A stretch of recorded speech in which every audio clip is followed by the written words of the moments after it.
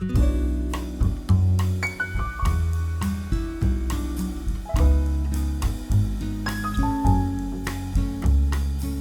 es una sesión distinta, es una sesión diferente. No tenemos a una autora, pero tenemos a una traductora, eh, docente, académica, amiga, hermana. Y a veces cuando hablamos de traductores también hablamos de autores. A veces tenemos esa labor nosotros, los traductores, de hacer un trabajo también de autor en el sentido amplio, ¿no?, de la palabra. Y esta semana hablaba con Miriam, porque tenemos esa unión con Miriam que hablamos más entre nosotros que con nuestras propias madres. Decíamos esta semana, todas las semanas hablamos, siempre hablamos de textos, de traducciones, de muchas cuestiones en general. Y hablábamos con el tema de lo que nos afecta a veces los textos, cuando estamos traduciendo, lo que nos afecta a nosotros cuando dejamos un texto, como le ha pasado a ella, estos textos los ha apartado quizá por una temporada y luego regresa a esos textos, ¿no? Y le afecta de una manera distinta o descubre cosas distintas. Em, a veces nos pasa que queremos mejorar esos textos, porque hemos madurado, ¿no?, como traductores o como personas. Laura eso bien lo sabe, que también es traductora y ha traducido bastante harto en su campo laboral. Entonces, bueno, hoy sí tenemos a Miriam, Miriam Paredes Tavera. Ella es de México. Yo la conocí hace, bueno, justo cuando estábamos saliendo del COVID, en un curso que estaba dando para las librerías Candice, que es una gran cadena de librerías que hay en México. En ese momento yo la tenía como alumna y he tenido la fortuna luego de tenerla como compañera también académica, porque bueno, ella se especializa en letras en luso-africanas. Y luego, bueno, gracias a Miriam he podido estar en México haciendo una estancia de investigación en su universidad. eh, Nos vemos casi todo, bueno, nos hemos visto este verano y bueno, yo he tenido la suerte de estar en una de las clases de Miriam y hoy ha sido al revés. Es Miriam la que está en una de mis clases, no in situ como he podido estar en la tuya en aquella vez, pero bueno, al menos quería invitarte porque, bueno, eres una gran especialista en estas letras portuguesas que se escriben, vamos a decir que se escriben en África, y justo había programado una sesión de literaturas luso-africanas uno, donde habíamos visto 4 autores, a Mia Couto, a Eduardo Agualusa y a Figueiredo, 3 blancos, hijos de colonos, y luego habíamos visto un poema que era Espectro de guerra de Conceição Lima. Y ahora el panorama cambia. Estamos ante una antología muy distinta, a pesar que, bueno, que tenemos en esta antología a grandes representantes, a grandes embajadores de Mozambique, de Santo Tomé y Príncipe, de Angola, como Duandino Veira. Es decir, tenemos a Dina Salustio, que la nombré la clase pasada. Es decir, es una gran antología con grandes escritores y escritoras. También está Paulina Chiziane. Es decir, son escritores y escritoras muy importantes en el panorama de las literaturas africanas. Así que bueno, Miriam, muchísimas gracias por estar aquí con nosotros. Eres de gran aportación y es una sesión rara porque no es solamente una entrevista, sino que es como un conversatorio y al mismo tiempo el análisis que tenemos de estas 4 obras, que lo haremos de manera conjunta con los participantes. Así que muchas gracias, Miriam. Perfecto. ¡Wow! 4 horas. 4 obras, 4 Ah, obras. horas. Es que, wow, 4, pero nos quedamos aquí 4 horas. No, no es cierto. Muchísimas gracias por la invitación. Eh, Quisiera fingirme sorprendida de que la mayoría acá somos mujeres, pero no. ¿No? Casi siempre a estas literaturas, a la literatura se acerca en mujeres, público femenino, ¿no? Tienen otros, como otros intereses diferentes, otro tipo de siempre estar buscando, ¿no? Otros mundos, otras realidades. Entonces, muchas gracias por la invitación. No sé si quieran que entonces empecemos con el análisis de los cuentitos Primero, o mira, quieren que mm, hablemos de la antología o primero, qué. brevemente voy a leer tu semblanza, ¿vale? En México Vale. en México le llamamos semblanza, que es como un pequeño, pequeño currículum. Eh, es como un resumen muy, muy, muy rápido. Para que la gente sepa quién es Miriam. Eh, Tanto Miriam como yo odiamos las presentaciones, pero esta semana le decía, ¿no? Que es importante, ¿no? Comentar lo que hay detrás, ¿no? De cada uno de nosotros y de los trabajos que hemos hecho, porque a veces, bueno, nos llegan estas antologías y a veces no sabemos realmente el tiempo que ha estado ese traductor, ese antólogo, los años de investigación que hay en todos los trámites en cuanto a derechos. Entonces, bueno, creo que es importante ponerle cara también a los autores y a los traductores. Miriam Paredes, bueno, está formada en estudios latinoamericanos y en lengua y literaturas modernas, especialmente lo que es la rama de portuguesas. Es profesora de portugués tanto en la Escuela Nacional de Lenguas, Lingüística y Traducción en ALT, como en la Facultad de Filosofía y Letras en la Universidad Nacional Autónoma de México. Desde el 2018 imparte los seminarios de literaturas africanas escritas en lenguas portuguesas en el Colegio de Letras Modernas de la UNSAM. Asimismo, ha hecho difusión de estas literaturas a través de moderaciones, ponencias y cursos en la Universidad Nacional Mayor de San Marcos, Perú, en la Universidad Autónoma de Entre Ríos, Argentina, en la Universidad de Valladolid, España, en el Programa Universitario de Estudios sobre Asia, África y Oceanía en México, en la Asociación Latinoamericana de Estudios de Asia y África, y también, como mencionaba antes, en las librerías Gandhis. Ha trabajado como traductora para la Universidad Veracruzana, la editorial Elefanta, y para el Fondo de Cultura Económica, y ha publicado en medios culturales como El Universal y Letras Libres. Entonces, bueno, esta es más o menos brevemente lo que es la semblanza de Miriam. Yo lo que tengo diagramado más o menos para hoy es algunas preguntas, ¿vale? Que están relacionadas con estas letras. Luego el análisis breve de estas cuatro obras y luego daré paso, ¿no? A los participantes que quieran hacerte también preguntas. Por eso yo, bueno, tengo varias preguntas, pero intentaré ser quizá más escueto para darle más tiempo, ¿no? A los participantes. Esta semana también fue una semana bastante convulsa en Madrid. Hemos tenido dos autores, hemos tenido a Abdulrazak Gurnah, Premio Nobel de Literatura, el día lunes, luego también en Arundhati Roy.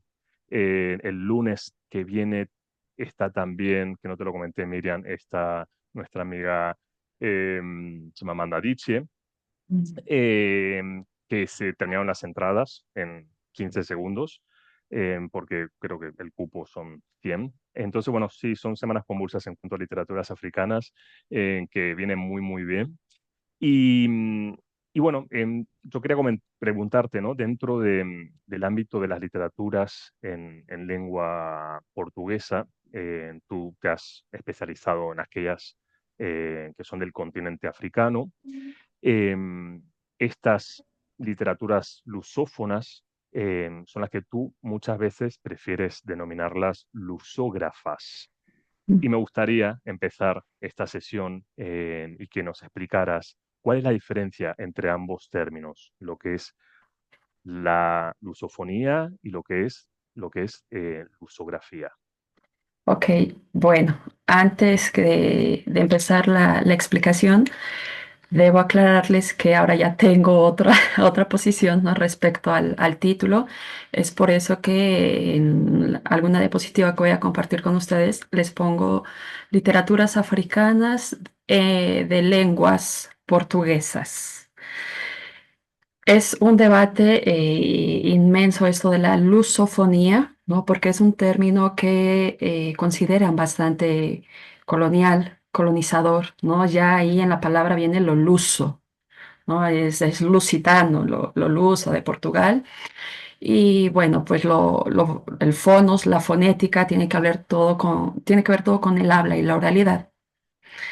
Durante mucho tiempo hubo este debate de que si eran lusófonas o no, de en qué literatura se pensaban cuando se decían literaturas lusófonas. Y casi siempre se pensaban en las literaturas del continente africano de estos 5 países. Y se hacía la separación con literatura portuguesa y literatura brasileña. No se supone que todos hablan portugués, entonces todos tendrían que ser lusófonos, y ahí es cuando empiezan varios escritores de estos 5 países africanos a decir, pues no, lo lusófono no nos representa, no nos viene bien, no les cuesta absolutamente nada, así como dicen literatura portuguesa, literatura brasileña, hablar de literatura angoleña, literatura mozambiqueña, literatura santomense, literatura caboverdiana y literatura bisauguineana o guinense. Colocar los cinco países en los programas de estudio es bastante complicado, ¿no? Así semestre 2025-2, vamos a ver novela de esa, bla, Santo Tomé, Cabo Verde, Angola. Y hubo una propuesta venida de un pensador, ahorita olvidé el nombre, perdónenme, caboverdiano, pero que se gestó estudiando en Francia.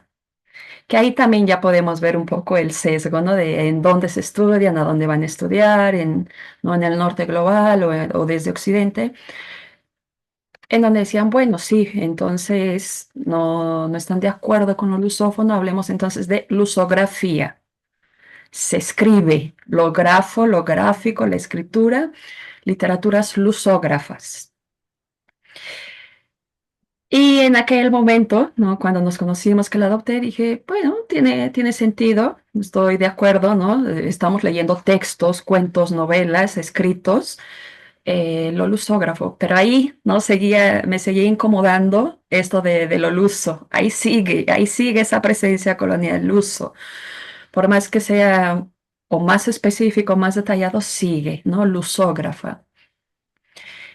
Y entre muchas otras entrevistas que he visto y posiciones respecto a la lengua portuguesa, porque una característica del imperio portugués es que se empeña muchísimo en exaltar y reivindicar la lengua. Si a lo mejor otros imperios se fueron metiendo por cuestiones a lo mejor más culturales o históricas, hasta el día de hoy Portugal, siempre que hay eventos desde el Instituto Camões o proyectos, es porque lo importante es exaltar la lengua. Y bueno, que la lengua lo es todo, para la humanidad lo es todo, cada vez con la lengua pensamos, con la lengua amamos, con la lengua conocemos, con la lengua hacemos proyectos, con la lengua nos edifica, cómo la usamos, ¿no? ¿Qué tipo de lenguaje? Si es un lenguaje mucho más amoroso, mucho más violento, mucho más seco, todos los matices, la lengua nos estructura. Y hay un documental que se llama Lengua y vidas en portugués. Está en YouTube, está libre. Y ahí entrevistan a diferentes personalidades. Ahí aparece, por ejemplo, Mia Couto hablando sobre la lengua portuguesa. Aparece José Saramago, que imagino que ubican ustedes, ¿no? Como el referente, ¿no? El Premio Nobel de Portugal. Y hubo una frase muy bonita ahí que dijo Saramago, es que no hay una lengua portuguesa, hay lenguas en portugués. Y ahí fue como, claro, ¿no? Ya no nos metemos si en el fono, si en el grafos, simplemente lenguas portuguesas. Y que es un problema que yo no veo, por ejemplo, con el español. Nadie aquí, ¿no? En Argentina o en México o en Guatemala o en Perú está discutiendo si es hispanófono, hispanógrafo. No, simplemente es español y punto. Porque creo que, ¿no? A lo mejor la cuestión de España fue más por la historia, tal vez, que por la lengua. Y entre nosotros, como igual, ¿no? Que compartimos este pasado colonial, no nos estamos peleando con que, ay, no, yo hablo, yo no hablo castellano, yo hablo mexicano, yo no hablo castellano, yo hablo argentino, yo.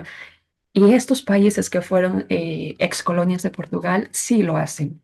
La cuestión de la lengua pesa muchísimo. Los brasileños no hablan portugués, los brasileños hablan brasileño, ¿no? Y ahí ya empezamos a ver el peso que tiene esto. Entonces me gustó y ahora decido hablar de todo en plural, ¿no? Porque es plural y diverso, son plurales y diversas tanto las lenguas como las literaturas, y decir, literaturas africanas en lenguas portuguesas. Y todo lo que una lengua engloba, el grafos, el fonos, la ideología. Acá en México tenemos muchos nahuatlismos, por ejemplo, ¿no? El apapachar en la comida, ¿no? Los chilaquiles, todos esos nahuatlismos que usamos. Y las literaturas africanas, como pudieron observar, no sé si en estos cuentos, en el cuento de Paulina Chisiani, aparecen muchos más africanismos. Mm. Y eso pasa en estas lenguas portuguesas, que tienen muchos quimbundismos, umbundismos, ¿no? De las diferentes lenguas que se hablan en esos países. Pues mira, justamente estabas diciendo, ¿no? Lo de utilizar el término de literaturas africanas. Yo recuerdo cuando empecé con esta adicción, ¿no? A estas letras hace 13 años, siempre hablaban de literatura africana y yo tuve que hacer un trabajo, ¿no? Tuve que hacer un trabajo de construir este uso de literatura africana porque este término me sonaba como que era una literatura de un continente y se simplificaba solamente a eso. Entonces, a partir de ahí empecé a modificar muchos escritos o mi propio vocabulario intentando no utilizar este término, ¿no? De literatura africana, sino de literaturas africanas. Esto que tú comentabas sobre lo que es resaltar la lengua también me hace acordar mucho a lo que es la francofonía, esa gran conexión, ¿no? Que tienen los francoafricanos con el francés, que por suerte no ocurre tanto con los angloafricanos. Esto de lusógrafos, no deja de ser un sistema de etiquetas que en algunos casos resulta necesario para distinguir unas producciones de otras. Sin embargo, también es cierto que esas mismas etiquetas, cuando se trasladan a otros ámbitos, pueden volverse excesivamente simplistas o generalistas. A veces nos ayudan a definir un movimiento, una corriente, una lengua, una lingüística, una literatura, un contexto histórico determinado, pero en otras ocasiones acaban generando estereotipos y marcando diferencias entre lo que se considera estándar, aceptable o prestigioso y aquello que se percibe como anómalo, marginal o no normativo. Y esto ocurre también con las llamadas letras africanas o literaturas africanas que mencionábamos antes, una etiqueta que, aunque es necesaria, ¿vale? Conviene mirar con cuidado.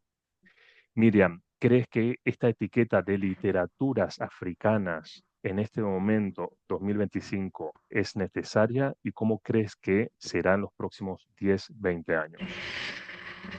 No, no creo que sea necesaria. Hay una pensadora santomense que desde hace mucho no vive en Santo Tomé y Príncipe. Es una académica que trabaja en la Universidad de Lisboa. Se llama Inocencia Mata. Y ella igual comenzó con estos estudios, ¿no? Como de sí, las lusófonas de expresión portuguesa, y ahí los autores dijeron, nosotros no nos expresamos en portugués, ¿no? Nosotros nos expresamos en quimbundo, en umbundo, nuestra expresión es otra. Entonces, yo creo que ella también fue notando eso y junto con otros teóricos literarios, y yo ahora también me adhiero a esta corriente, yo creo que es conveniente, pertinente que hablemos de literatura mundo, Mm. ¿no? Literatura mundo y cada quien va a decidir a a qué uso, a qué región del mundo se acerca a conocer y a leer y nos evitaríamos de muchas etiquetas eh, a veces, ¿no? Son necesarias para teorizar. Justo hacemos todo este embrolle para pensar y teorizar mucho mejor. Pero ya cuando tenemos claro, ¿no? Todo este caminito y vamos definiendo, me parece que literatura mundo es un gran término y que, por ejemplo, hace rato que mencionabas, ¿no? Cómo cambiaste de literatura africana a literaturas, al plural. Si en el plural dejamos ver esta cuestión diversa, también estamos poniendo en jaque el canon, ¿no? Porque cuando decimos literatura, la literatura, todo mundo desde la institución literaria piensa en una literatura, ¿no? Cuando dicen literatura mexicana, todo mundo, ¿no? Cuando dicen literatura argentina, Borges, Cortázar, esos referentes, ¿no? Pero hay muchísima más literatura argentina, muchísima. Lo mismo pasa acá, ¿no? La literatura africana, pensamos en los canónicos, ¿no? Chinua Achebe, Ngugi wa Thiong'o, Mia Couto, y hay muchísimos más. Entonces yo creo que hablar en plural y de literatura mundo eh, vendrá mejor en un tiempo futuro. Mm. He tenido la suerte de hacerle la misma pregunta a Abdulrazak Gurnah el lunes, en el momento que pudimos hacerle algunas preguntas, los de que estamos ahí en el público, y él comentaba algo que pareció a lo que tú estás diciendo, ¿no? Que esta etiqueta se utiliza en los programas de estudio como para identificar más o menos la procedencia, pero que hay diferencias y hay semejanzas mm, con otras literaturas, no necesariamente porque sea de Tanzania o africanas, tiene que cumplir ciertos requisitos. De hecho, me gustó mucho cuando él comentó que él no representa al autor africano, él no representa la literatura de Tanzania, él se representa a sí mismo, como Abdulrazak Gurnah. Y creo que Anaí Meregali estaba leyendo, estaba comentando algo así, ¿no? Como identificar al autor en ese sentido. Así que bueno, nada, gracias por tu comentario. Vamos al tema de esta antología. Parir una antología lleva más de 9 meses. Hay mucho sudor, muchas lágrimas, muchas frustraciones, muchas broncas.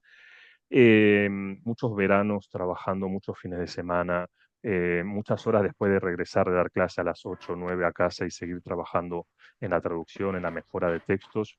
Em, en el 2002 nace Las Africanas Cuentan, aquí en España en el 2002, es decir, hace 23 años, que es una antología de Inmaculada Díaz Narbona de la Universidad de Cádiz. Ella hizo una antología de literaturas africanas de expresión francesa. Yo traje algunos relatos aquí a este seminario. Fue como la primera antología que vimos en cuanto a relatos, ¿vale? Pero eran francófonos. Ese mismo año en México se publica Las voces del arco iris, textos femeninos y feministas al sur del Sáhara, que son distintos relatos en lenguas eurófonas. Está descatalogado, lógicamente.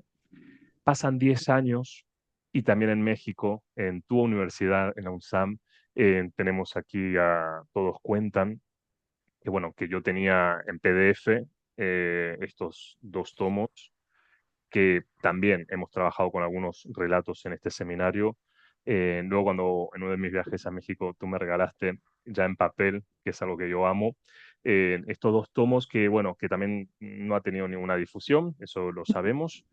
Eh, Esto fue en el 2012 cuando se publica. Luego, en el 2014, aquí se hizo Los deseos afines, que es una traducción de Queer Africa, de literatura queer, literatura LGTB, 2014. Eh, y algo que llegó a mis manos hace unos añitos, bueno, fue este poemario de José Luis García, Poemas a la Madre África.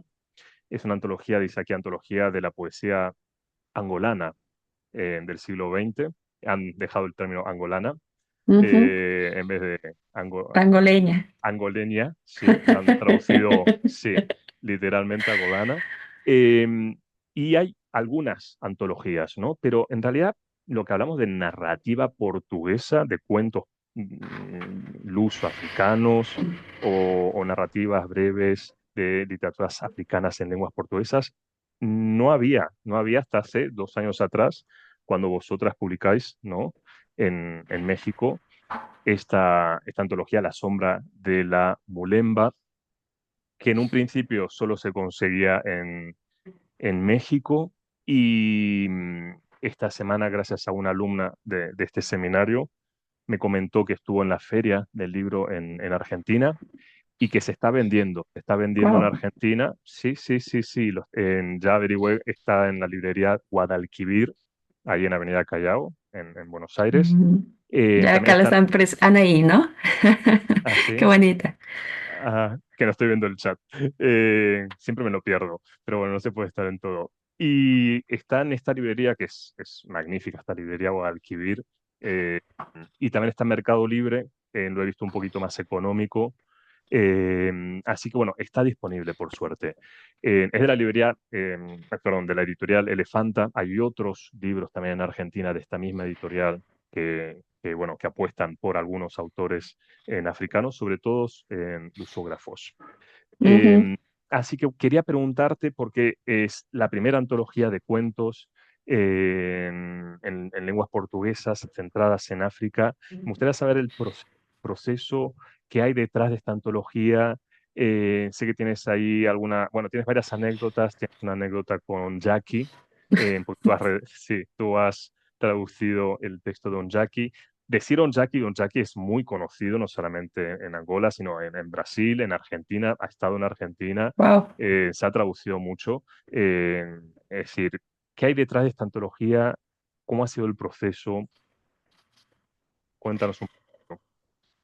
Detrás de esta antología hay, antes de la publicación, 4 o 5 años antes, a nosotras como traductoras, específicamente a Ana Rita Souza, que es una colega portuguesa, en ese momento era lectora del Instituto Camões, volvemos a lo mismo, ¿no? Esta vinculación que hay con lengua y cultura, quien dijo, bueno, vamos, ¿no? Vamos a hacer este proyecto. Ella y yo hicimos una amistad muy cercana, igual por los intereses. Ella venía, ¿no? Estudiando a Roberto Bolaño y todo, entonces ahí nos hicimos grandes amigas por lo literario. Ella venía más con esta defensa de, bueno, Portugal, José Saramago, las escritoras, María Judith de Carvalho, las mujeres portuguesas. Yo dije, sabes, aquí no hay nada de África. Y es o sea, sí se necesitan, en verdad agradezco que en este proyecto haya estado Ana Rita, porque se necesita de mucha energía. Y yo soy de estas mujeres que trabaja sin parar, pero energía desbordante no tengo. Lo siento mucho, pero no tengo. Y Ana Rita sí era de que yo escribo, yo hablo, yo gestiono, yo escribo 300.000 correos. Entonces a nosotros nos tocó gestionar los derechos en un lugar en donde, por ejemplo, uno de los escritores nos ayudó mucho, Pedro Pereira López, para decir, bueno, es que fulanita pues no tiene correos, no tiene redes, pero yo paso y la busco a su casa en la tarde y le toco y a ver si me hablan después, o sea, así. ¿No? De esperar a que alguien más joven, ¿no? Que tiene acceso a redes, fuera a buscar a la escritora mucho más mayor, ¿no? A ver si estaba, si quería platicar, hacer todo este ritual de, bueno, el café, vengo a platicarle y después volver. O sea, así fue con la mayoría de los escritores arriba de 50, 60 años, ¿no? Los más jóvenes fue un correo, un mensaje, ¿no? Facebook, sí, claro, pero con los demás era como, ay, o me dieron este teléfono, si no me equivoco, era de Boaventura Cardoso, un escritor angoleño que está en la antología en donde tenía que ir a cierto día, a cierta hora, al teléfono de la tienda de ahí, de su provincia, para, ¿no? Gestionar si quería o no quería. Así fue, así empezamos con la gestión de los derechos. Ya que se tuvieron los cuentos, se juntó a este proyecto una traductora del portugués al español muy conocida aquí en México, María Auxilio Salado, que ha ganado varios premios de sus traducciones, pero María Auxilio también ya es una súper señora formada, ya con mucha experiencia, así que la más pequeñita en ese momento era yo. ¿No? Y bueno, todavía ahora sigo siendo la más pequeñita de las traductoras, la más joven. Pero yo iba, o sea, María Auxilio tenía toda la expertise en la traducción, así ya súper formada. Rita era como la de, yo tengo el proyecto, el dinero si se necesita, cómo gestionar, yo le pido a la embajada de Portugal que me consiga el teléfono de no sé quién y ahí, ¿no? El contacto. Y por mi parte era toda la investigación de, yo conozco a este, conozco a esta, conozco a este, se puede buscar el teléfono de este, la dirección de aquel, yo he investigado. Y la verdad que ahora agradezco muchísimo que haya sido un proyecto conjunto, porque si bien yo creo que cuando tenemos proyectos individuales podemos hacer y deshacer, cuando yo llegué a plantearles los autores, por ejemplo, yo no quería que estuvieran los que se consideran canónicos, un Luandino Vieira o una Paulina Chisiane, porque yo les decía, pero es que ellos ya son canónicos y a mí me interesa si vamos a hacer un proyecto, sobre todo de voces nuevas, de voces jóvenes que no están en el canon. Me dijeron, a ver, cálmate, el hecho de que tú, que ya llevas 7, 8 años investigando, sepas quiénes son los canónicos en su respectivo país, no significa que sean canónicos y conocidos fuera de su país. Entonces, vendría muy bien que si estuviera un Luandino Vieira, para que cuando llegue y se distribuye, la gente sepa quién es Luandino, quién es Paulina Chisiane, quién es Boaventura Cardoso, eh, y por ejemplo, no, lamentamos un poco no haber puesto en la antología a Pepe Tela y a Mia Couto, que son los canónicos, uno de Angola y otro de Mozambique, pero Mia Couto y Pepe Tela, ¿no? Como se aclara en la introducción, sí son muy traducidos aquí en México. Y creo que en Argentina también pueden conseguir bastantes libros de Mía, pueden Me acuerdo conseguir muchísimo. y de Pepe Tela también. Entonces dijimos, bueno, ellos son más difundidos, más conocidos. Entonces vayámonos, que sí haya canónicos, pero que todavía no estén traducidos. Y ahí fue cuando dijimos, bueno, tienen razón, ¿no? Tienen razón, yo no lo había visto desde esa perspectiva. Que yo conozca que son canónicos no significa que el mundo entero sepa que son los canónicos en su país. Y Realmente, así sí. fue que empezamos, ¿no? Por orden alfabético de los países y desde el más antiguo, no precisamente desde el más reconocido, el más canónico, si podríamos decir, sino del mayor, del más viejo al más joven. Y así se fue estructurando.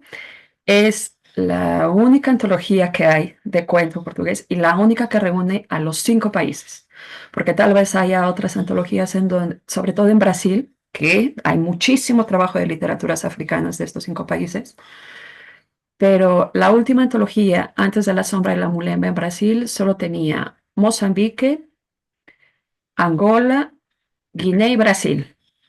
O sea, no se sabía nada, perdón, Cabo Verde y no se sabía nada de Guinea y no se sabía nada de Santo Tomé y Príncipe. Y acá uno hace un esfuerzo garrafal por conseguir literaturas de los 5 países que no se compara en nada la producción literaria que hay en Mozambique y en Angola a la producción literaria que hay en Santo Tomé y Príncipe y Cabo Verde, ¿no? O en Guinea, por ejemplo. Hicimos un esfuerzo para que estuvieran así, ¿no? Balanceados, que fueran 5-5-5, y ahí ya después se fue colando como, ay, pero este también sería bueno, y ya nos dio los derechos, porque claro, ¿no? Metimos como estos y a ver quién nos contesta. Hubo unos que se demoraron en contestarnos muchísimo, dijimos, bueno, ya no nos contestó, no lo vamos a ir a incluir, sigamos, y ya cuando estábamos por, bueno, esta es la versión final, da la respuesta de que, ay, acabo de ver, estaría muy bien. Sí, entonces por eso es que ven que en Angola hay uno más y en Mozambique hay dos más, porque respondieron después, pero en general se había pensado así como 5-5-5. Creo que en Angola hay 6 y en Mozambique hay 7, pero así fue. Mm. No es fácil tramitar los derechos y organizar a 30 autores y autoras, que es lo que reúne esta antología. Es muy, muy difícil. Yo lo viví, lo padecí, lo lloré con ellas también cuentan la edición de aquí de España, que fueron 20 autoras y me llevó 4 años. Los derechos de autor solo un año y medio. Entonces, la verdad que te doy la enhorabuena porque sé el trabajo que hay detrás, ¿no? Para publicar esto que en realidad eh, da pérdidas, porque Sí. en realidad da pérdidas para la editorial, para los traductores. Así que bueno, enhorabuena por dar a luz, ¿no? A estos 30 autores. Eh, Tiene una introducción muy interesante y me gustaría leer un extracto y dice, y bueno, cito, Sí es cierto que las mezclas interraciales eran más comunes en las colonias portuguesas que en sus congéneres francesas, belgas o inglesas. Esa mezcla no correspondía a ninguna relación de empatía social o ausencia de prejuicio. La mezcla resulta de la violación sistemática adentro y afuera de las casas y era comprendida como una forma de hacer blanquear a la población negra. En la sesión anterior habíamos leído a Miacouto, a Gualusa, pero sobre todo Isabela Figueiredo. Mm, Ella trata el tema de la mujer, de lo que significa ser mujer negra y lo que gira detrás, ¿no? De estas condiciones. Hablaba también sobre la cosificación, la sexualización de estas mujeres negras. Y esto que yo acabo de leer, ¿cómo podemos trasladarlo a estas narrativas, a estas autoras o autores? Esto de blanquear a la población negra y de estas violaciones sistemáticas. mm. Es Es una, que si ustedes es, por ejemplo, me estás diciendo Mia Couto, Agualusa, Figueiredo, autores blancos. Pienso en Pepe Tela, blanco. Pienso en Orlando Marilis, blanca. Pienso en, o sea, la mayoría de los que pienso de estos países son blancos o mestizos blanqueados. Y esa también fue otra decisión en la que en muchas cosas, cuando se trabaja en equipo es muy bello, pero también a veces muy frustrante, ¿no? Porque uno tiene que ceder y hay uno que dice, bueno, cedo, a quien le interesaba el proyecto era a mí, yo cedo, yo cedo, yo cedo, yo cedo, pero hay en cosas que no. Hace rato que hablábamos de los motes para las literaturas, todos tenemos una expectativa, ¿no? Que se ha ido construyendo de lo que deberían, y pongo entre comillas, deberían hablar las literaturas africanas. Esto, ¿no? Violaciones, colonización, guerras, hambre, estos estereotipos que tenemos del continente africano. Y por lo menos mi posición en esta antología era meter diversidad. Es por eso que tenemos una Paulina Chisiane hablando de su condición femenina, de madre, de cómo la recriminan, del querer deshacerse de la criatura. Y tenemos La Mosca y el Ladrón, que dicen, pero ¿esto qué tiene que ver? ¿A poco esto lo escribió un africano, ¿no? Con todos estos estereotipos que tenemos del continente. Entonces, yo no creo que sea más en los textos en donde podamos ver este blanqueamiento, pero sí en los autores, ¿no? En quienes publican y quienes son conocidos. Ahí veo más la blanquitud que en sus textos literarios. O por ejemplo, no sé si, ya sé que solo, ¿no? Algunas personas tienen acceso a la antología física, pero a mí me parece bastante ahí como una alarma, una bandera, un foquito de alerta que algo pasa, que en Angola casi todos sean solo escritores, hombres. La única que hay fue la que compartiste, Marta Santos, y se dedica a literatura infanto-juvenil. Y hay poetas, hay mujeres poetas, poetisas, pero todos los conocidos canónicos que están publicando en Angola son hombres. Ahí yo creo que más que de blanqueamiento tenemos que hablar de patriarcado, de machismo o algo está pasando en la institución literaria angoleña. Y en Mozambique sí está más, ¿no? Tenemos una Lilia Monpré, una Paulina Chisiane, un Mía, una Noemia de Sousa, está parejita la cosa. Pero en Angola es bastante sintomático esto. Entonces, más que ver la violencia o las violaciones en los textos, yo lo veo en lo social, en los escritores que publican. Está bien que lo comentes y que lo traigas, ¿no? A la palestra, esto, ¿no? De Angola. Me gustaría, bueno, voy a compartir brevemente, luego voy a dejar de compartir, es simplemente para que le pongamos cara a estos cuatro autores que tenemos hoy. Voy a compartir aquí lo que es la presentación. Eh, un segundín. Vale, ahí se puede ver, ¿no? Sí. Se pueden ver a los cuatro autores. Eh, bueno, tengo luego. una segunda diapositiva donde se ve quizás un poquito mejor. Em, bueno, estos cuatro autores pertenecen a tradiciones literarias sófonas africanas, pero cada uno representa perspectivas eh, diferentes, a generaciones también diferentes y a estrategias narrativas distintas. Los cuatro relatos son también, habéis visto, son diferenciados. To- Todos, si bien escriben en portugués, también comparten una preocupación que está relacionada con la identidad postcolonial, con la memoria histórica. La memoria también fue un tema que trabajamos en la sesión anterior. Son autores que también reflejan lo que es la transformación social. Muchos integran elementos orales, como Chiziane, elementos también que pertenecen a las tradiciones africanas.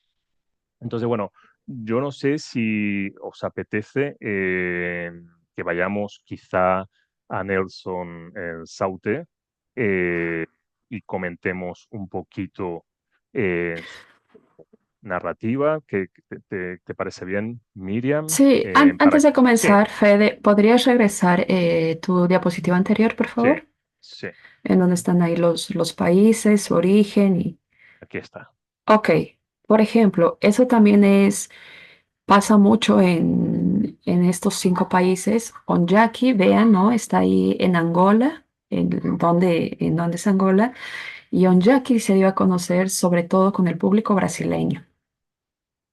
O sea, sí fue publicado en Portugal, pero sobre todo tuvo su boom y ahora es canónico por el público brasileño. Con Marta Santos pasa que yo no hubiera conocido a Marta Santos si no lo hubieran publicado en Portugal. Y el libro que yo tuve acceso en el Camo es de ella, porque por la publicación en Portugal.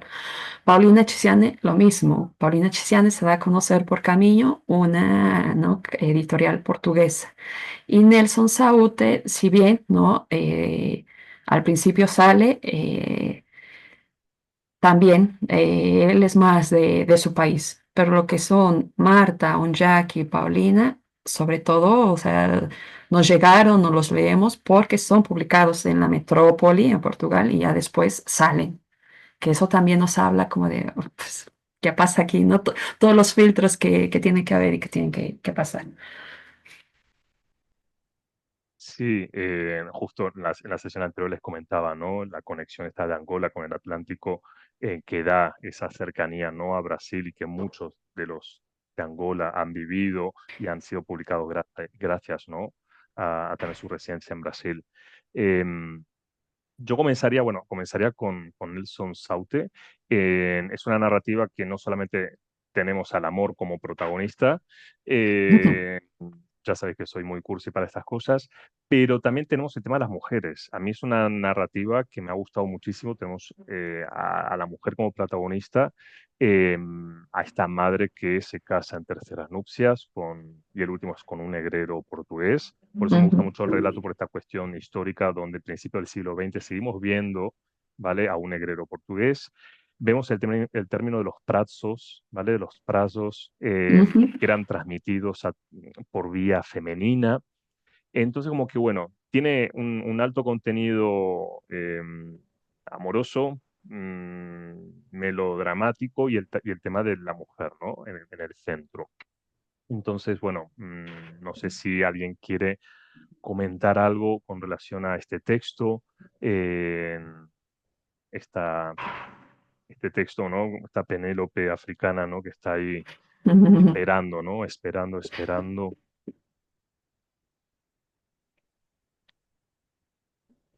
sé si alguien quiere comentar algo con relación a Ríos dos Bons Sinais, de Nelson Sauté. Vemos aquí a los braceiros, que eran colonos, que eran arrendatarios portugueses, que controlaban esas grandes extensiones, ¿no? de tierras. Em,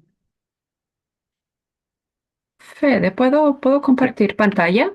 sí, sí, sí, sí. Deja que Porque termine. igual yo había... Dejo de compartir, espera un segundín. Eh, Deja de Porque- compartir. Vale. Ya. sí, listo, porque hice igual una breve presentación, sobre todo para apoyarme visualmente, ¿no? De los temas, rescatando. Ahí ya se ve, ¿cierto? Sí, tú les puedes compartir, ¿eh? Eh, Ahora, sí. ¿Sí? Ok. Por ejemplo, como bien habló Fede, ¿no? De esto de que está el concepto del a menina dos brazos, los brazos, os braceiros, pero también en ese cuento podemos rescatar el tema de las clases sociales, ¿no? Que es el tema de del amor que no puede ser, o como en un cuento tan breve, así en dos, tres líneas o en un parrafito, nos pudimos enterar que convive el catolicismo, el chamanismo y están los musulmanes, ¿no? La religión también. O no sé ustedes cómo vieron estas valoraciones que se hacen por género, ¿no? Mientras ella, o cómo reacciona según el género al amor.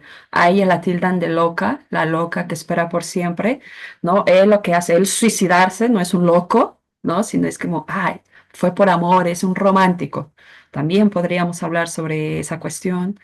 O si les interesa el tema de los mitos sobre los ríos, que es un gran tema en la literatura mozambiqueña. Es así, un leitmotiv en varios escritores. Ustedes ya leyeron a Mia Couto, no sé si lo que leyeron de Mia Couto, de repente, o Mia Couto siempre habla, la mayoría de las veces en sus cuentos, de ríos o de sueños o de miedo. Son así sus tres temas de interés, el sueño, el miedo y los ríos, ahí siempre van a estar.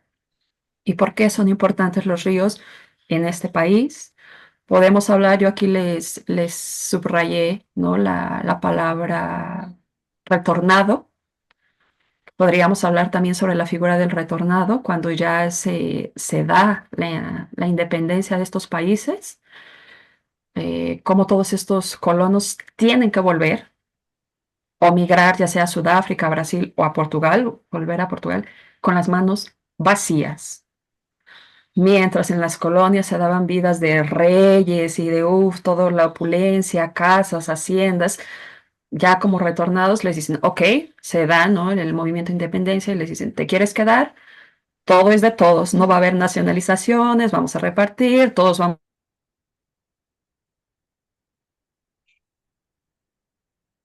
Se ha Ahí se cortado. nos cortó, sí. Sí, se Mientras ha cortado. tanto, Fede, Caro pone que sí, que le interesaría mucho los mitos y los ríos.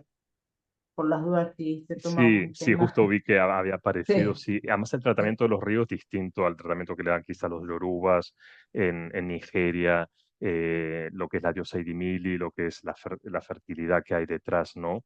En el tema de los ríos. Eh, es aquí es como completamente distinto en este relato.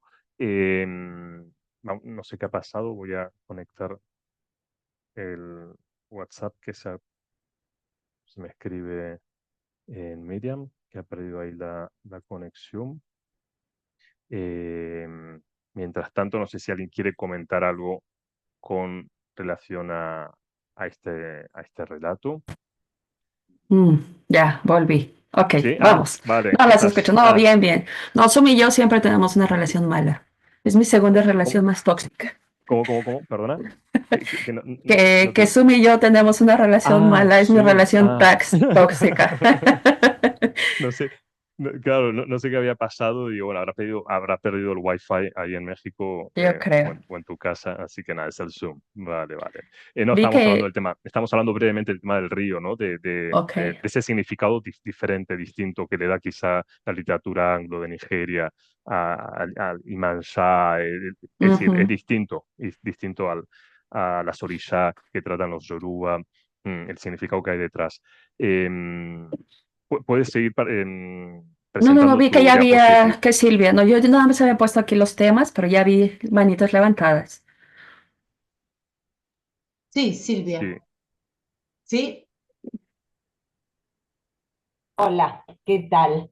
Buenas tardes, encantada de conocerte. Gracias. Muy interesante lo que has comentado y bueno, no, yo en este cuento también reparé en el río, pero pensaba, cuando ella lo piensa, dice de él que se sumerge, desciende. Y después viene una parte del texto que ella desciende por la escalera portuguesa, algo así dice. Entonces yo pensaba en este lugar, ¿no? Pensando en los clásicos, en el Hades, donde están los muertos, porque es un descenso, porque en realidad él se ahorcó. Este, pero ella necesita pensarlo de otra manera, y creo que ella es un poco la memoria, ¿no? Porque va contando la historia del pueblo en origen, la colonización y después la independencia. Estuve averiguando un poquito en Portugal en el 74, bueno, como para redondear un poquito esta idea, los que migran, los que vuelven. Y el río, yo lo pensé tanto río como agua, ¿no? El agua traen a esos colonizadores, el agua es por donde llegan, ¿no? Y producen estos cambios. Y después está aquellos que se adaptan o deciden ser como el colonizador y aquellos que están arraigados a sus raíces. Y bueno, y en medio de todo eso, historias de amor, porque el mestizaje es justamente eso. Entonces, el agua esta que lleva y trae, pero el agua, porque esperaban, ¿no? Decían, para no hablar del suicidio, a ver si emergía el cuerpo del, o sea, como que tiene una cuestión religiosa. Bueno, me gustó muchísimo, gracias. Sí, sin duda, es que el río y el agua la podemos, tienen lecturas de diferentes culturas. Como bien dices, ¿no? El decir, para las culturas africanas, el río es el que se atraviesa también cuando mueren, ¿no? Se habla de el otro margen del río, atravesarlo. También tenemos nosotros, ¿no? Desde la cultura occidental, que cuando morimos nos cruza el balsero y solo le pagamos 2 monedas, ¿no? Por eso las 2 monedas en los ojos. Aquí en México, cuando morimos, nos espera nuestro cachorro, nuestro cholo, y él es quien nos ayuda a atravesar el río, ¿no? Esa línea, esa frontera natural entre la vida y la muerte, que es agua, ¿no? Vinimos del agua, si lo pensamos como seres evolutivos, ¿no? Fuimos peces, bichos del mar, salimos, anfibios, humanos, vinimos de ahí y cuando morimos la atravesamos, ¿no? Volvemos a ella. Como bebés vinimos del agua y atravesamos un canal, un río, ¿no? Si nacimos por la vagina, ahí está otra vez la imagen del canal de las aguas. La madre rompe aguas, ¿no? Todo lo que eso significa, las aguas que le podemos dar a este simbolismo. Y, y que también hay seres mitológicos que viven en las aguas. Aquí no quisieron disfrazar ese tema tabú del suicidio, porque hasta la fecha en muchas culturas está mal visto el suicidio. Son pocos los filósofos que han dicho qué bueno que cada quien tenga la elección de poderse quitar la vida, pero sobre todo por cuestiones religiosas, solo quien te puede quitar la vida es el Dios en el que crees. Y decidieron ahí, ¿no? Mentir y no se ahorcó, se ahogó. Y ahí empezó toda una mentira atrás de esa muerte y es por eso que pensaba, ¿no? Que ella iba al río a esperarla, pero también quizá ese ir al río es, pues son estas ganas de morir. Ya no está mi amor. Yo sé perfectamente que mi amor no se ahogó, se ahorcó, ¿no? Por nuestro amor imposible. Yo voy al río para atravesar esta frontera entre vida y muerte. Que si bien el final queda como, volvemos a lo onírico, ¿no? Que dice que estaba soñando y al pie del río está él y él lo atraviesa y ella lo atraviesa. Entonces, ¿murió dormida o al final ella por voluntad cruzó el río o qué pasó, ¿no? ¿Qué interpretación le podemos dar? Sí, sin duda. No sé, Fede, ¿alguien más que Y quiera? Sí. justamente tengo anotado aquí, ¿no? Agua barra río, que está como elementos que están intentando tapar lo que es el tabú, ¿no? Del suicidio. Vamos a romantizar, ¿no? Esta muerte, este suicidio con estos elementos africanistas. Eh, Estaba pensando en esto y tú justamente lo habías mencionado antes. Eh, yo no, bueno, sí, Hay un comentario, sí, Fede, que va a eso de Mara, que dice, pero no muere, ni lo entierran en el río. Se lo llevan de ahí sus padres para evitar las habladurías, el agua limpia las impurezas y de ella el luto eterno. mm, A ver, algo más. totalmente. Mm. Sí, yo, como bueno, la dinámica, Marian, ocurre aquí que en 1 hora y media, que en realidad es 1 hora y 45, es muy difícil abarcar los 4 textos, entonces normalmente suelo ir rápido en cada uno porque lo que hago es Ok, darle a los participantes 3, 4 lecturas como para que ellos se empapen más o menos de estos autores, estos países, y luego paso rápidamente al segundo, al tercero y así, perfecto. porque si no podemos estar aquí horas y horas. Pero es lo que tiene, Yo ¿no? por Es eso la les dije, riqueza. ¿no? Si tienen cuatro Claro, horas, acá nos no, quedamos. 4 horas, 4 horas, sin H, sin H. No, intento Igual, entre... Fede, podemos Sí, mencionar solo para, desde la Laura, cultura occidental, el sí. río Leteo, ahí también meter toda esa tradición, ¿no? Que también tienen toda esta simbología tan fuerte de memoria y toda la... Mm, perfecto, sí, sí, sí, sí. Así que si queréis algo que alguien quiera comentar con relación a esta narrativa, que hable ahora. Si no, ya pasamos a un Jackie, así que Sino como que queráis. comente después. Pero como bien mencionó Sí, también. Silvia, ¿no? De los diferentes, o sea, como en un cuento de pocas páginas pudimos ver tantos siglos. Sí, Colonizadores, guerrilla, independencia y qué pasa post-independencia. Así, en 6, 7 páginas, ¿no? Y todavía el sí. amor, todavía le dio tiempo para, ay, aquí vamos a meter a unos amorosos. Si tú me preguntaste esta semana, cuando estábamos debatiendo el tema de los relatos, de por qué había elegido, y te decía toda la información que hay detrás, el contexto histórico tan fuerte que hay, y cómo se diferencia este relato con otros relatos francófonos o anglófonos. em, Así que sí, es lo que hablamos siempre, hay muchísima riqueza en muy pocas páginas. Así que bueno, si nadie tiene nada, si nadie tiene algo que comentar, paso directamente a un Jackie. También quería agradecerle a Nancy, que me ha enviado un correo con un poema que ella se inspiró en este relato. Hizo como un remake, ¿no? Vamos a ver, a utilizar ese término como un remake de esta narrativa. Me mandó un poema. Es lo maravilloso que tiene a veces ser docente, que uno recibe correos que alimentan mucho el alma.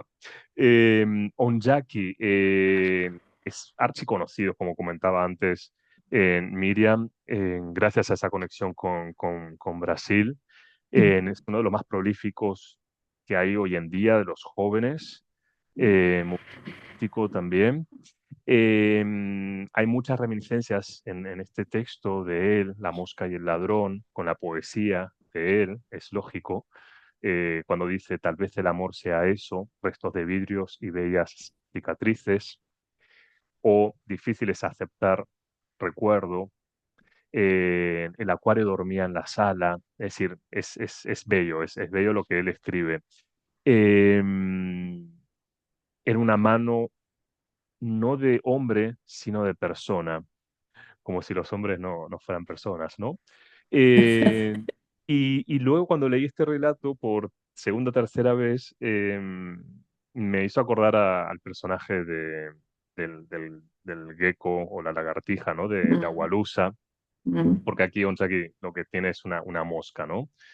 Pero bueno, estamos ante un relato breve, un relato o un micro relato poético, podríamos llamarle también, que está cargado de realismo poético, con elementos simbólicos, con ambigüedad también onírica, un relato de frases cortas, pausado, hay muchas metáforas, como sonrisas de vidrio, restos de sal.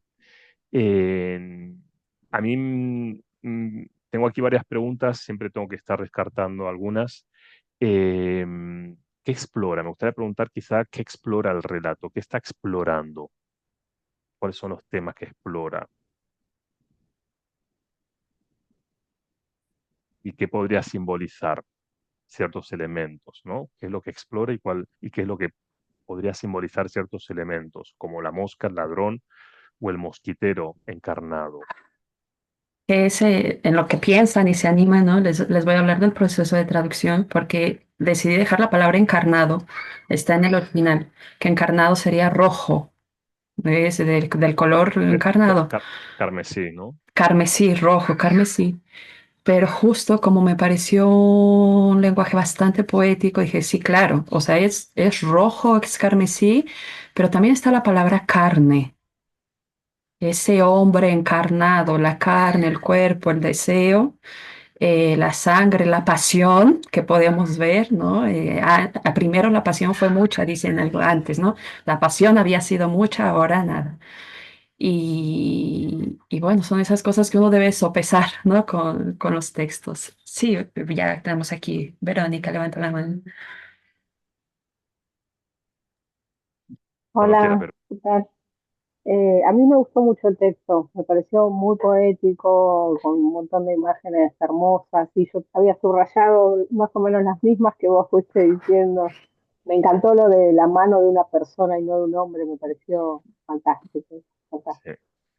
Sí, Pero no lo interpreté como que los hombres no eran personas, sino como que no importa que si es un hombre, una mujer, un blanco, negro, un ladrón, es una persona, me pareció hermoso. Y con lo que preguntaste recién, ¿qué explora? Para mí es la soledad. Me transmitió una idea de mucha soledad, bueno, de un amor frustrado. En algún momento dice que era como medio obsesivo, ¿no? Hay un problema ahí con el amor, con el desamor, pero sobre todo la soledad. En el momento que le dice al ladrón que se va, que la lleve con él, y él le dice que va muy lejos, y ella le dice que eso es lo que quiere. Me, me pareció muy triste, hasta tristeza me transmitió. Me pareció que sobre todo está hablando de soledad. Me gustó mucho, la verdad, hermosa lección. totalmente, sí. Tema de soledad, la memoria, la fragilidad, ¿no? Del amor. eh, Así que bueno, Olga, gracias Eh, Verónica, gracias por tu aportación. yo este texto precisamente lo que tú has preguntado, Fede, de qué simboliza, no tengo ni idea. Este texto me ha costado mucho. Entonces, a mí me venía la idea y teniendo la gran oportunidad de tenerte aquí, que muchísimas gracias es una gran oportunidad para nosotros. Eh, ¿Cuánto hay? Porque estas conversaciones con Fede ya las he tenido en este texto de traducción y de intentar que no haya interpretación, porque siempre me quedé con la frase de quiero que me des un mosquitero, pero que sea encarnado, y luego otra vez, el mosquitero encarnado. Y a mí en el trabajo de la traducción me parece imprescindible, si el autor está vivo, hablar con él, y en este texto me venía de nuevo esa idea a la cabeza, porque en este texto, ¿cuánto hay de traducción y qué límites te pones en la interpretación? Porque a mí yo leyéndolo me cuesta responder a las cuestiones de Fede. Muchas gracias. Ujú. Eh, De nuevo, aquí es cuando agradezco que haya sido un trabajo en conjunto, ¿no? Yo hice la traducción, yo traté de respetar las palabras que puso Jackie en el original, como esto, encarnado, evitar traducir para mí, mi lengua, mi interpretación, rojo, carmesí, es decir, porque en portugués existe vermelho, rojo, y no puso un mosquitero vermelho, puso un mosquitero encarnado. ¿No? Que ahí a fuerzas que está jugando con o rescatando la palabra carne, ¿no? Y para mí ese mosquitero encarnado es como Y fue mi lectura, interpretación, traducción de este relato de Don Jackie. La mosca como ese recuerdo obsesivo que está ahí. Cuando terminas con alguien y estás, da y da, pero ¿qué pasó? ¿Pero qué pasó? ¿Pero qué pasó? Y las moscas son odiosas. Te están todo el tiempo generando ruido y por más que las espantas, más están alrededor de ti. Y la mosca es eso, el recuerdo que está, pero si hubiera, y si hizo, y si dije, y todo. Entonces, para mí, el mosquitero encarnado sería esa barrera, hacerlo carne, de ya, por favor, poner un límite a esto de ya. Por eso cuando hay otra parte del relato en donde hay un hombre dentro del mosquitero, como de, bueno, pues tal vez a ese hombre no lo tocan los recuerdos. Este recuerdo que a mí me está taladra y taladra en la cabeza, y a él no lo toca porque él está en el mosquitero. Y ya después ve que nunca hubo nadie y todo esto es este pensamiento obsesivo después de una pérdida, de una ruptura, de, ¿no? Decir, el amor fue mucho, ahora es una obsesión de estar, ¿pero qué? Y en algún momento yo al ladrón también lo llegué a interpretar como esta persona que se va, el que le roba, porque ¿qué entra a robar el ladrón? El ladrón no entra por, me voy a llevar el celular, me voy a llevar la pantalla, no, entra por comida. El amor es comida, el amor es alimento. Nosotros necesitamos comida, sí, material, ¿no? Un alfajor, unos tacos, unas pastas, comida, le dice. Y ella le dice, y le sugiere, bueno, pues no se vaya nada más con la comida, llévese el libro de poesía reunida. Mm. La poesía es alimento también, alimento de la mente. Y si nosotros estamos alimentados física y mentalmente, estamos bien espiritualmente, anímicamente. Entonces es esa mosca que está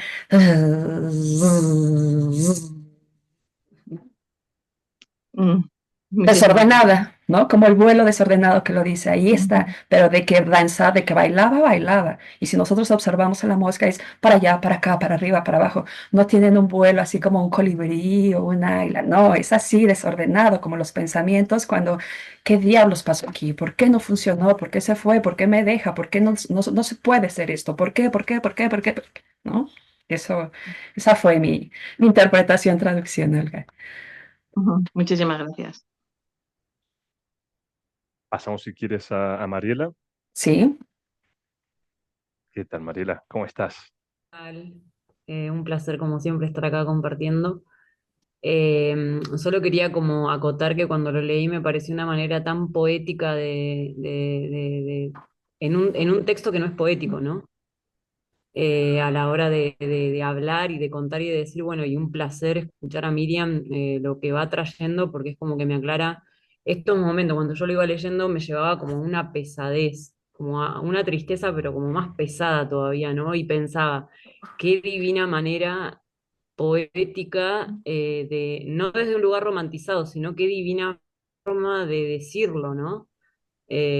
Como tiene la poesía a veces para contar algo re crudo, pero que la poesía te va dando como de una manera distinta. Y bueno, y estas acotaciones que Miriam trae me resulta como más lindo todavía de entrarle un poquito más profundo al texto. Gracias. Y gracias, muchísimas gracias, Mariela. Y si se dan la oportunidad de escuchar la música, no va a ser este ejercicio que él cita, porque pone un epígrafe que es de Adriana Calcañoto, es una canción de primero escuchar la canción, meterse en el tono de la canción que es súper melancólico, pero melancólico así como de Dios santo, tranquilo y luego entrar al texto es como, ah, claro, tiene todo el sentido. ¿Por qué la retoma Adriana Calcañoto antes de entrar al texto? Y retoma una frase de esa canción. Una de estas noches todo se acaba. Lléveme, ladrón. Y a partir, yo creo que de esa idea, de esa frase, es que Jackie empieza a construir este relato.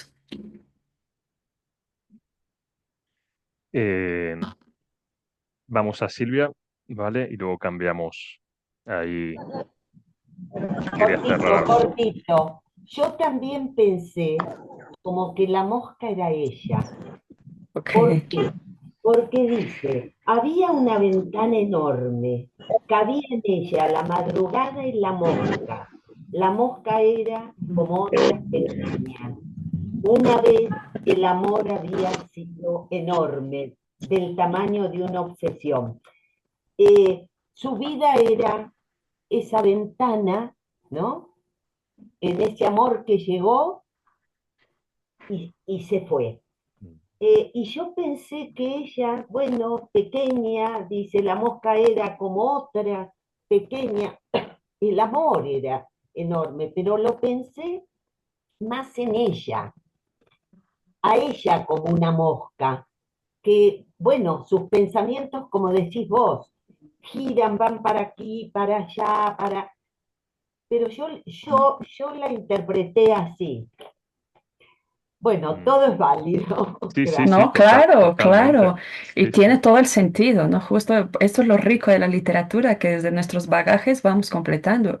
Y Mm. tiene sentido que sea ella, ¿no? ¿A dónde van a parar las moscas? Siempre andan merodeando o comida o en la mierda, ¿no? En estos recuerdos que dices, hijo, ahí andan paradas o que a sentirte insignificante o no querida, porque no he conocido ahora una persona que diga, ay, a mí me encantan las moscas, yo tengo así moscas de mascotas. No, no son molestas, insignificantes, no queridas, apestadas, ¿no? Entonces sí, tiene todo el sentido que ella sea la mosca. Mm. Esta mosca, cuando la leí, me llevó a, no sé si conocéis el poema de Oí zumbar una mosca de Emily Dickinson, que es cuando la mosca interrumpe ahí en el momento solemne, ¿no? De la muerte. Me llevó a esa poesía que es increíble de Emily Dickinson, con esa mosca. También al tema de la polilla que trabaja Virginia Woolf en un relato, que es La muerte de la polilla, que es esa lucha constante de esta polilla que está frente a una ventana.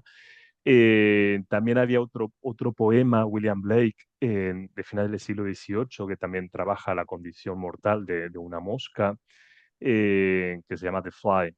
Entonces, como que lo de esta mosca de él me llevó a otros textos, ¿no? Británico, que es lo que yo estudié, filología británica. Entonces, y todas estas moscas representaban en estos textos de finales del 18, del 19 y del 20 a la muerte, el tema de la muerte, ¿no? De lo que tú comentabas, lo horrible, lo feo.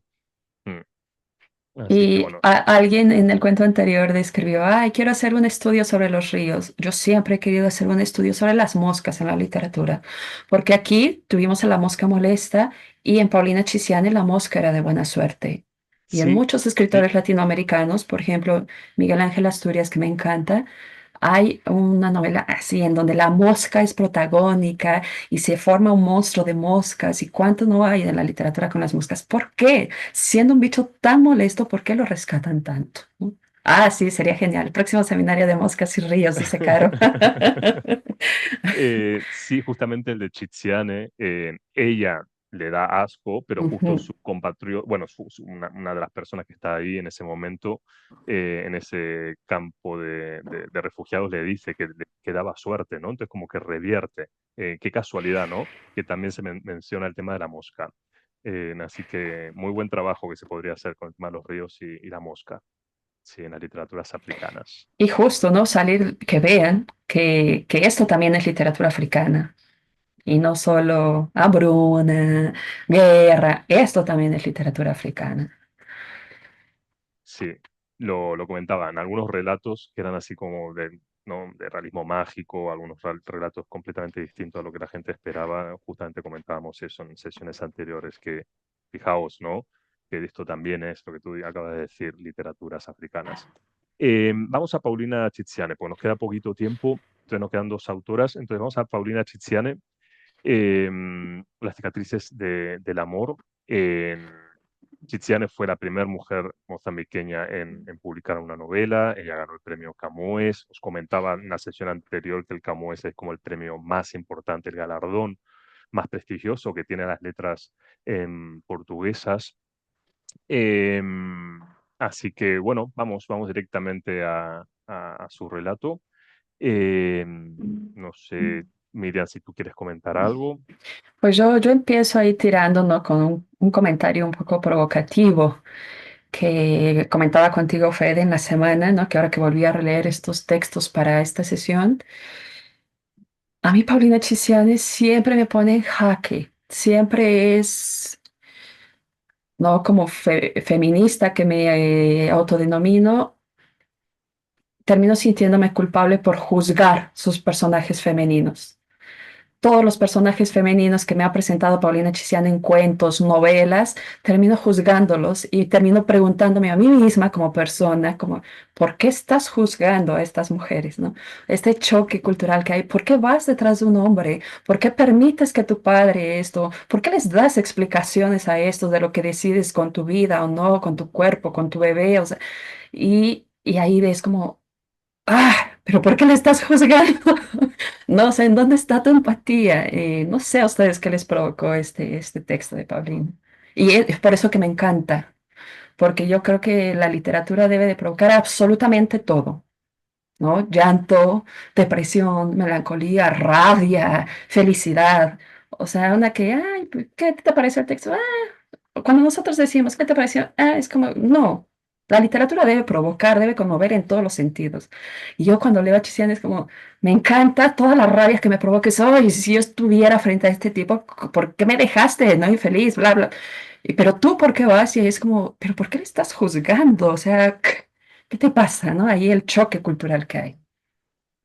Sí, de eso hablábamos esta semana.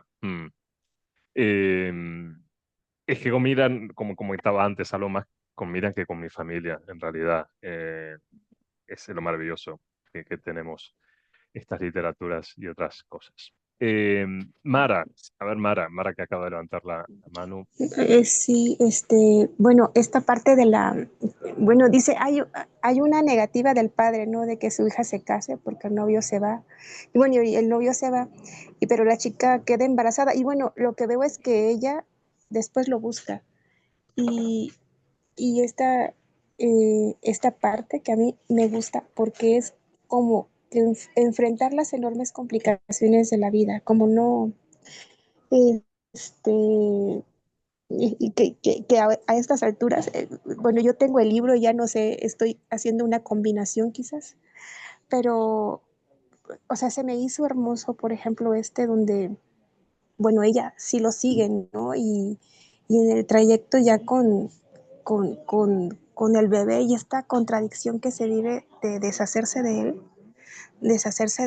y ya con el bebé en brazos, eh, eh, y, y, y esta parte de la maternidad que me parece que a veces nos sucede y que decimos que cuando se dan las complicaciones no, no quieres responder como de igual manera, ¿no? Sino pudiendo como trascender quizás esta limitación. Esta limitación, bueno, a mí se me hizo hermoso porque, como dicen, es esta parte de quitarse las barreras, ¿no? Y cómo hacerlo.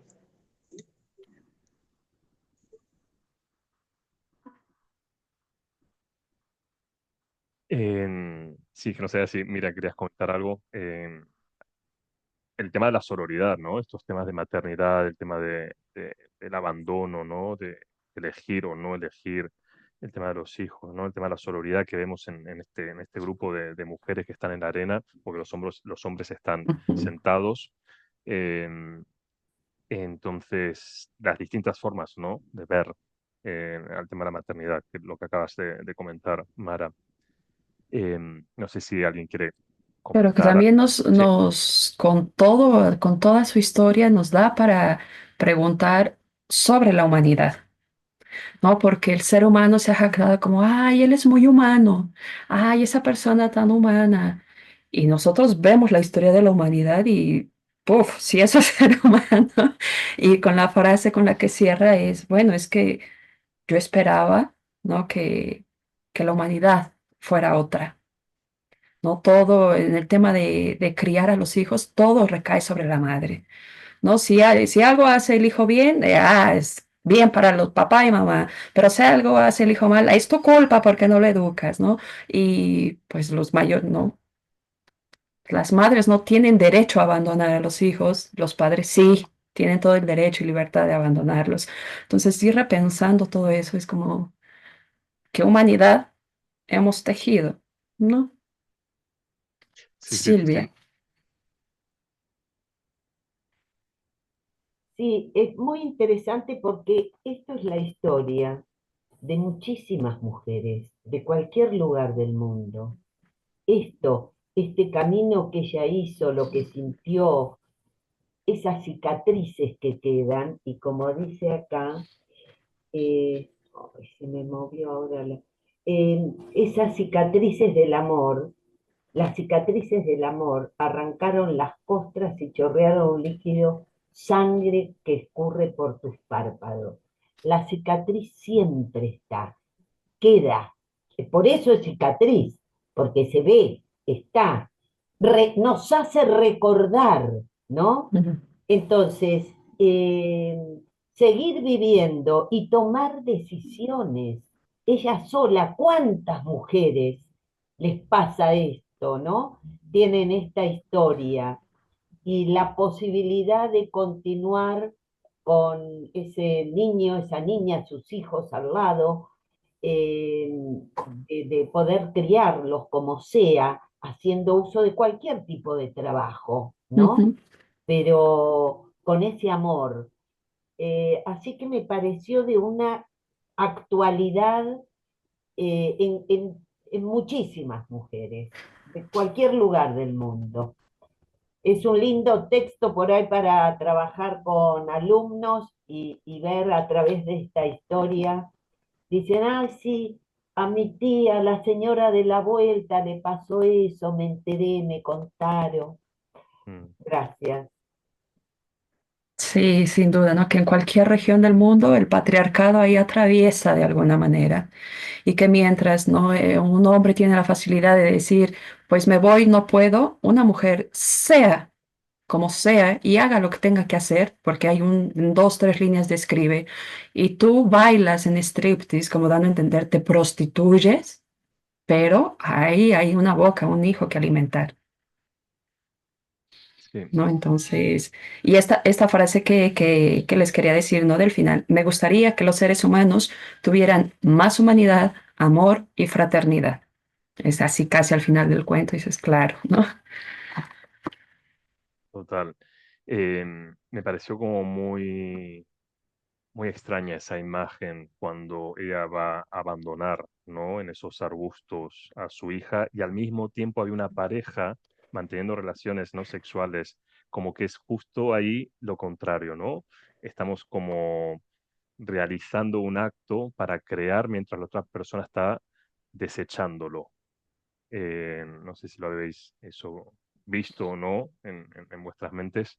Y me quedo con lo que tú comentabas, Miriam, lo lícito que se ve el abandono por parte del hombre y cómo se juzga a la mujer, ¿no? Cuando es la acción, ¿no? Por parte de ella. Nos quedan muy pocos minutos, así que yo sé que cada texto, y lo siento muchísimo porque lo que nos pasa en todas las sesiones, Miriam, es imposible abarcar todo lo que nos pueden otorgar, ¿no? Estos autores y autoras. Entonces, lamentablemente tengo que pasar ya al próximo relato. Quedan muchos temas por debatir, hablar, porque sabes que podremos estar hablando horas y horas con relación a ellos y a ellas. Vamos a Marta Santos, a este relato de la niña que quería soñar. Eh, un texto inocente, naif. eh, no sé si quieres comentar algo, Miriam. Las quiero escuchar porque yo con este texto, como por temporadas, digo, "Ah, ¿por qué decidimos?" Y otras digo, sí estuvo bien, lo he presentado en algunos otros cursos y hay unos que dicen, "Ay, me gustó más Paulina." Y en otros que digo, bueno, lo voy a poner porque mujer negra, la única de Angola, y digo, pero ya sé que no les va a gustar y me resulta así la sorpresa, maravilloso, como las violencias a los infantes, el abandono, la guerra, ¿no? Las infancias en la guerra que quedan huérfanos, el maltrato infantil, da para trabajar también el trabajo infantil, ¿no? Una niña cuidando niños, el estrés postraumático, ¿no? Posguerra, o sea, da para que parece simple, porque les recuerdo que Marta Santos se dedica sobre todo a literatura infanto-juvenil, entonces ahí a veces me parece como fue buena elección y otras digo, bueno, quizá, no sé, quiero Sí, a ver, escucharlas ustedes. sí, no es lo mejor, no es lo mejor de la antología, pero lo que tú dices, hay temas y estilos también diferenciados, distintos quizá a otras autoras. A mí me pareció interesante lo que tú comentabas, ¿no? La experiencia femenina, la memoria, el exilio, el tema de la guerra civil, las secuelas. Entonces, bueno, es un poco lo que gira en torno, ¿no? A este relato que llega un momento que es como muy naif, muy inocente. Ujú, Sí, los diminutivos que utiliza a veces ujú. Por los cargados. personajes muy Sí, cargados. sí, sí, sí, sí. No sé, Eh, ustedes díganme qué les pareció. y cerramos con este relato. Mm. Que bueno, mientras que, bueno, Silvia ha Silvia. dado la mano. Cortito, cortito, hacia la nota. A mí me gustó la ternura, la posibilidad de, eh, después de leer la historia de esta niña, eh, y trasladada como objeto, ¿no? Que tiene la posibilidad de soñar.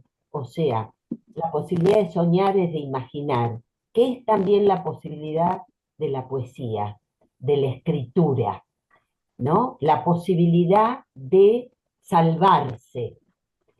Y cuando dice, no, te voy a soñar, me resultó simpático, pero es ese lugar de rescate, es el lugar de rescate y hacer alianza con la vida, no con la muerte, a pesar de toda esta historia terrible que también le pasa a muchísimos niños, ¿no? Gracias. Muchas gracias, Silvia. Fíjate, ahorita con tu comentario me detonas, me gatillas la posibilidad de la ternura también en contextos de guerra.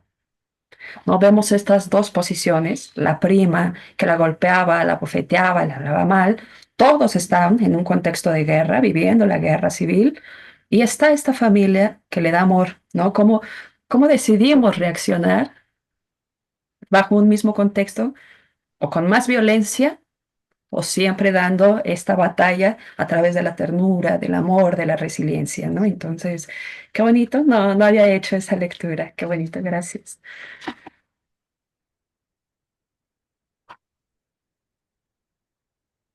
No sé si alguien quiere comentar algo con relación a este relato.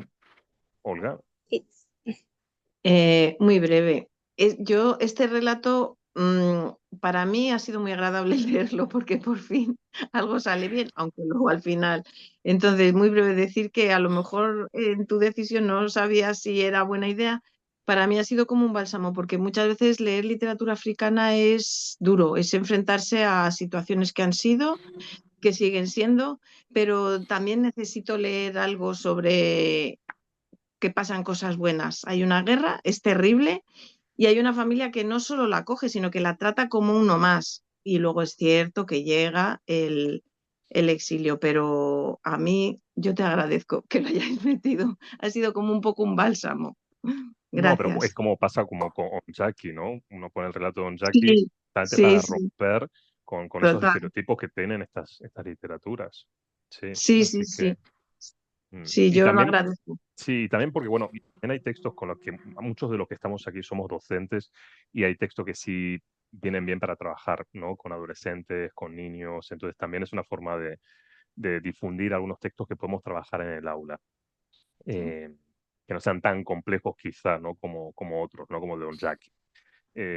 Así que bueno, no sé si alguien quiere comentar algo más. En general, Muy breve, Sí, Fede, con Laura. respecto, sí, a la primera parte es un comentario desde el trabajo de traducción del alemán al castellano y el castellano al alemán. Tenemos un foro que incluye Latinoamérica, España, Suiza, Alemania, Austria, y solo contarles que la problemática que planteaste o que nos contaste, Miriam, de la lusofonía y la lusografía, no se plantea como la grafía y la fonía, pero sí toda esta problemática de qué es el castellano o cuál es el castellano o el español, al punto que justo esta última semana estuvimos discutiendo tremendamente, porque hubo una propuesta de un traductor de Alemania que de agregar que tal texto, sobre todo literatura, pero filosofía, ¿no? Que es nuestra parte, era el original, estaba escrito en castellano, bueno, ponía español de México.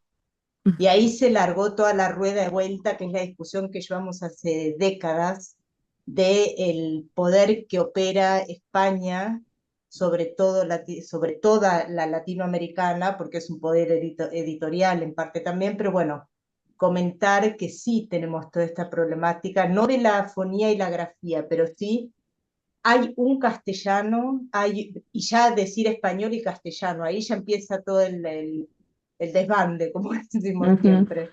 Y con alemán pasa lo mismo. Es el alemán, el de Alemania, el de Austria, el de Suiza, el de los cantones, el Schweizerdeutsch, bueno. Así que aportar eso, que es un mar de discusiones eternos y que en última instancia lo que peleamos es la decolonización justamente de la Real Academia, ¿no? Estamos en esa batalla que vamos por momentos perdiendo y por momentos tenemos alguna esperanza de reconocimiento de otras geografías, ¿no?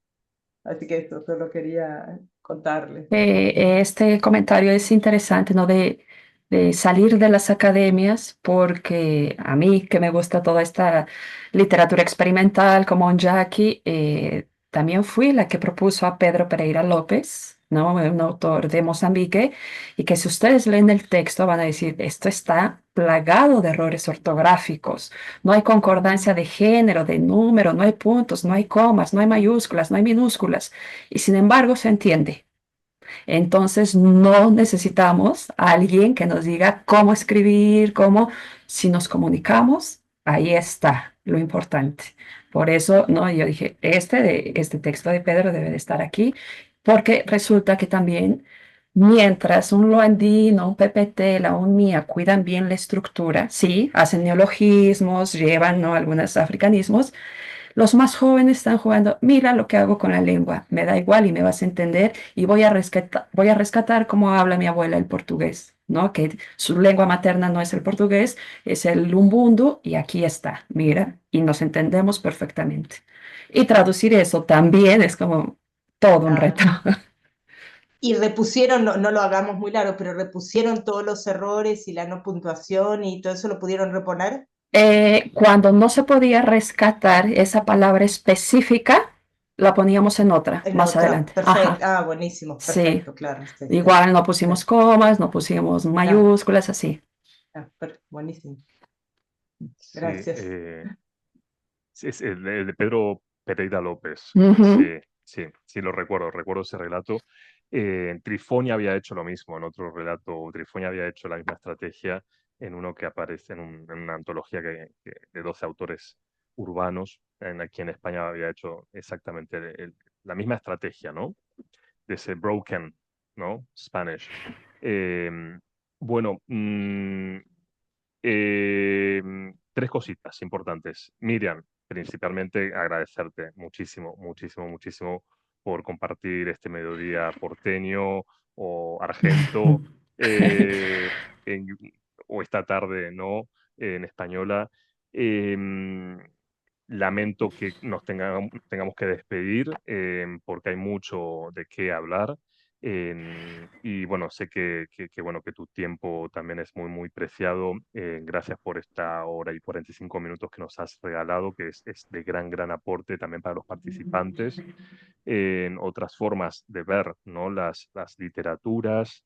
Así que muchísimas, muchísimas gracias. Siempre es un placer escucharte y aprender de ti.